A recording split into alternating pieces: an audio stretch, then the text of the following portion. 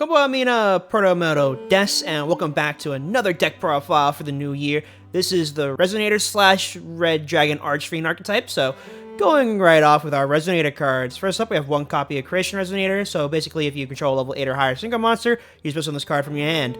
Next up, we play 3 copies of Crimson. This is a good starter card, because if you control no monsters, you special summon this card from your hand. It also has the second ability to allow you, if you do control another Dragon Synchro monster, to bring out more Resonator cards from your deck to go into your higher level Synchros. Next up, we'll play 3 copies of Red Resonator. Red Resonator allows you to special summon one level 4 or lower monster from your hand, and then if it's special summon, you can target one face-up monster on the field. You can gain life points equal to its attack. So, like, if you have this, like, going out second, or if you have multiple high-level attack monsters, use this to gain back some life points. It's fine. Next up, we play one copy of Chain Resonator. Chain Resonator allows you to extend if you go past the first 3 to 4 turns, just because it does require setup and it does require some synchro monsters to be on the field to get to its second ability of special summoning another Resonator from your deck. We play 2 copies of Synchron Resonator. This allows you to recur your Resonator cards back from the graveyard, so it allows you to go grab either your copy of Crimson or your Red Resonator or whatever you use as material for your Synchro. Moving on to our other main deck monsters. So for other Synchro materials, we have our Red Warg. This allows you to special summon if you normal summon a Resonator monster. We play 3 copies of Red Sprinter. This allows you to special summon one level 3 or lower Fiend type tuner from your hand or graveyard if you control no other monster, so also a good starter.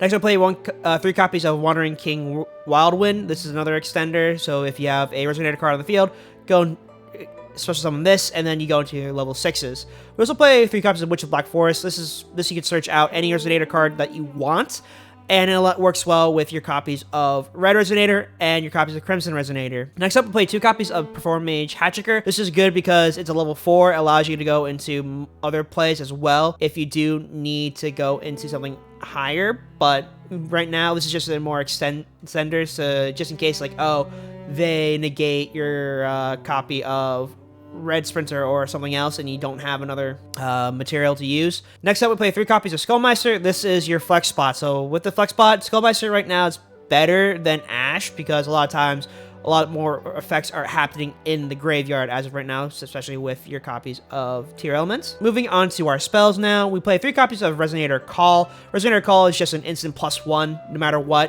And then there's also really good Ash bait as well. Next up, we play 2 copies of Burning Soul. This allows you to go into your Hot Red Dragon Archfiend King Calamity during your opponent's turn and get that good effect of basically having your opponent do nothing for that turn and passing back to you.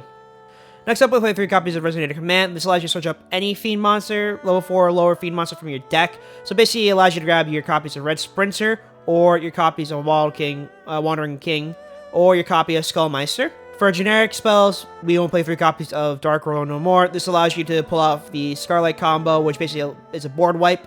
And then we play 3 copies of Imperm, and then 1 copy of Red Rain. Next up, we play 1 copy of Red Rain. This is similar to Evenly Matched, but it's not quite it, because you do need to control level 8 or higher Synchro monster.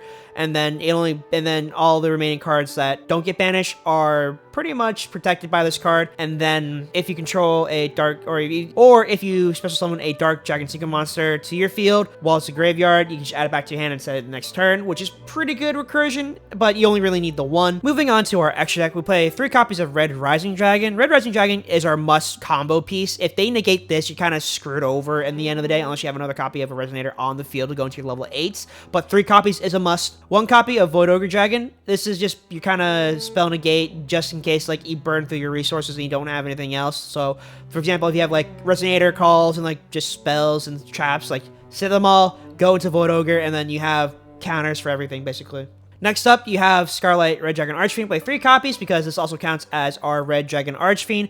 But the special ability for this one is once per turn, you destroy as many special effect monsters on the field as possible with attack less or equal to this card. And with the amount of people playing low-level monsters that special summon with low attack, it's really, really good. Next up, we play 1 copy of Elise. This is just basically kind of your towers monster in a way, where it's you can't be destroyed by battle card effect. So this is kind of like, okay, if you go first, they don't have anything to out this, that's fine. But it's just the reason why you play at 1. Next up, we play 1 copy of Hot Red Dragon Archfiend. You play 1 copy of this because it allows you to destroy all other face-up attack position monsters on the field, but it locks you from attacking. Next up, we have Hot Red Dragon Archfiend Abyss. This allows you to target one face-up monster your opponent controls, and then negates effects at the end of the turn. And then when this card affects battle damage your opponent, you target 1, 2 in your graveyard special summon it, so you're able to go into your other copy of like your level 10 monsters. And then next up, we play one copy of Tyrant Red Dragon Archfiend. This allows you during your main phase to destroy all of the cards on the field, and then for the rest of the turn, all the monsters you can't attack, similar to a Hot Red Dragon. And then during either player's battle phase, when a spell or trap is activated, you can make the activation to destroy it, and then if you do, the card gains 500 attack. So it also is a good battle negate, but it's kind of one of those like high-level monsters, like that's all it's going to do. Next up, we have Hot Red Dragon Archfiend Bane, and then Bane's special ability is that when this card affects battle damage to your opponent, you special summon 2 tuners with the same level, one from your deck and one from your graveyard in defense position, so it allows you to go into your other copies and higher level monsters, for example, of